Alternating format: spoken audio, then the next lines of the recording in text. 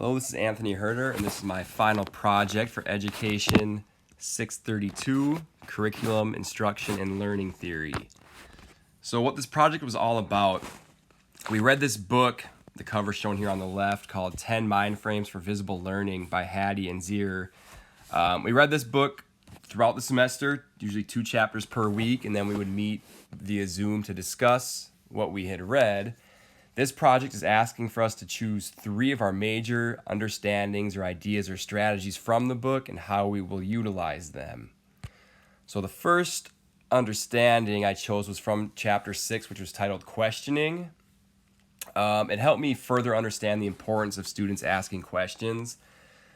That's why this stuck out to me, because I think most students, if they're engaged, have questions about the learning material, whether that's either surface level or a deeper question, but a lot of students are too shy to ask these questions. So I'm trying to think about a way I could give them opportunities to ask more questions. So I do occasionally do exit slips. I'm now going to do a different exit slip every now and then, where the only thing the students have to do is ask me a question on the material we covered that day. And this will help students because it will benefit their, or it will deepen their understanding of the content. And I should mention, of course, after I give the exit slips and students return them to me, I will then look at them, prepare for the next day to answer many of the questions that the students had asked. But a question I have for how I could best implement this would be, how can I best present the exit slip so students ask the best questions possible? I don't want to make it so simple that I just say, all right, now you got to ask me a question. I'm trying to think of a way where I could word the question that elicits the best questions from the students. And there are many great websites out there that can help me through this process, that have ideas for exit slips and, every other thing in education. Understanding number 2, I want to start with a quote from what it says directly in the book. It says, Rubies Davies observed that teachers with high expectations engage in a number of practices well supported by effective teaching literature that distinguish them from low expectation teachers. The high expectation teachers are more likely to connect new concepts with prior knowledge, use scaffolding techniques to support learning, provide more frequent and high quality feedback, question frequently, and have a greater use of open-ended questioning. That was from page 132 of the book.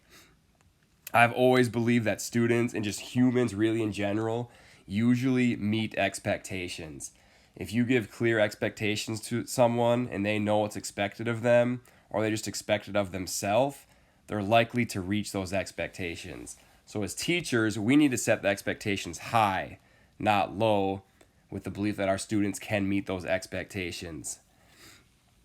All right, and also with connecting the material, I can simply start to ask students more, okay, now we're learning this stuff right now. How does this relate or connect to what we covered yesterday or the previous unit? Because those are the types of things that teachers with high expectations ask. I can also say to students when I'm talking to them, hey, you did great on the last test. Now let's see if you can do even better on the next one. Because usually I do praise students for, doing well on a test.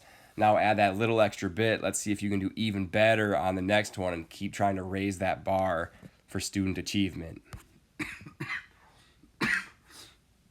Understanding number 3, another quote from page 132. It says, the significance of teacher-student relationships is beyond dispute, yet maintaining these relationships is a complex task. Teachers need to possess a number of skills to create a learning conducive atmosphere, and this relates to positive relations not only between students and teacher, but also among the students. Truthfully, if I were to pick any understanding, I think this is the most important one, because no matter what a teacher does, any of these strategies from this book or any other teaching strategy, education always, to me, will come back to having a good relationship between the teacher and students. Students will learn so much more from a teacher that they respect and have a good relationship with than a teacher who's just there to kind of go through the motions, or because they're just stuck in their career and they don't care anymore, things like that. Teachers have to set a great example for the students, and the better the teacher is at developing these relationships, like I said, the more the students will learn. So just simple things. I greet the students at the door every day, continue to ask them how they are doing, make small talk with them. And this just reiterates to me how important this is, because unfortunately some students do not have a positive role model in their life. They don't have anyone at home. They might not have any other adult that shows an interest in them. As teachers, we're there to show them that there are people that care about them and be that positive influence in their life. And if I'm working on developing relationships with students, and there maybe is a student or two that just seems like they're having a tough time, or for whatever reason I can't connect with them, our counseling office is a great resource. Our counselors do a great job of getting to know the students as well, and I could possibly visit with that student's counselor about just the student and possible ways to better connect with them. So in conclusion, I'd say forming meaningful relationships, giving students outlets to ask questions, and setting high expectations are 3 understandings and strategies from this book that, when used properly, will help me be a better teacher. And here's the official source for this book we read. Thank you.